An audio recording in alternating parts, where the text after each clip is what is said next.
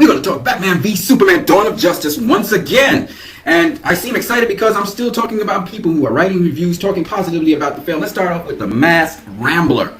Batman v Superman, quick thought. This dude, he was talking about how this movie definitely got unfair criticisms spared towards it. And what's interesting about it is most of the criticisms have no basis in them. And we were able to show easily and debunk them and show that they were just a bunch of nitpicking by haters. Now let's move on, because this movie was a movie that was hated a lot. Nonetheless, this movie did pretty good at the box office and still is doing well. Now, if you haven't seen this movie, go see this movie. Get off your butt and go see this movie. It's a good movie, and you need to go see it because there's some things in the movie that actually will affect you in your life. You know, unlike other movies where you go, say it's a good movie, and after that, you don't really, it doesn't work on your mind. This movie will do that. Whether you think it's good or bad, it will work on your mind. I've seen people doing 1 hour reviews, 2 hour reviews in the movie. Some people have been negative, but it's because the movie has affected their mentality and they have forced to think about certain things in the real world, which is what Zack Snyder does, whether you like him or not. Now, NC Films, he debunks all of the negative things that people say, like the movie was bad and convoluted. He shows what the definition of convoluted is, and he shows that the movie wasn't convoluted at all. And what is happening is a lot of people have jumped on the hate train. See, it's easy to hate something, but it's not easy to accept that it's something that you haven't seen one of its kind like this, especially a comic book movie, before. This movie has made me start reading the DC comics. I didn't think I was going to do it, but I'm actually reading comics now. Now, when I was a kid, I used to read comics: Captain America, Spider-Man, The Incredible Hulk, Superman, Batman.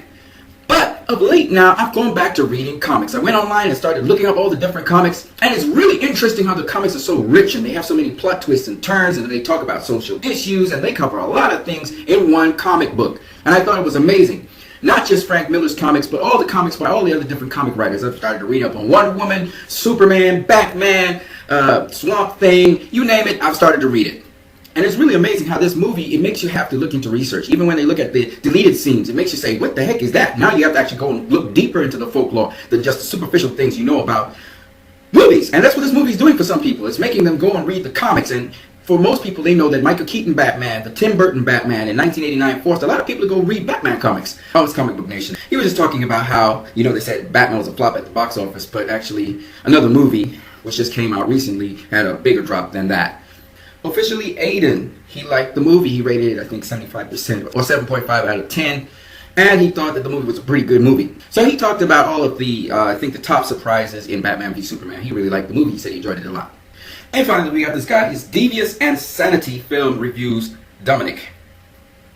And he actually goes through some of the points that I've made before, and he tries to draw similarities between the Frank Miller's Dark Knight Returns and Zack Snyder's depiction of Batman in Batman v Superman and Superman in Batman v Superman. So I've done some videos on that, how this movie heavily relied on The Dark Knight Returns by Frank Miller, as well as The Dark Knight Strikes Again with respect to Superman.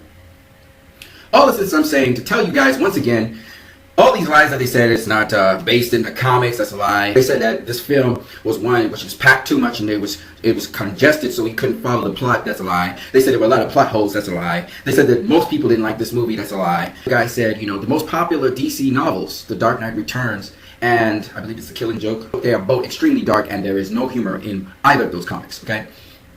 So once again, there's just a whole bunch of lies about this movie, but forget the haters, forget the liars. You guys go see this movie. I encourage you to. It is now, what, the third, fourth, or fifth week of the movie. I don't know how many weeks have gone, but it's still playing in the theaters. Go find it in the theater. You get there. Go watch this movie. It's a great movie. Go see it. You guys have a great one.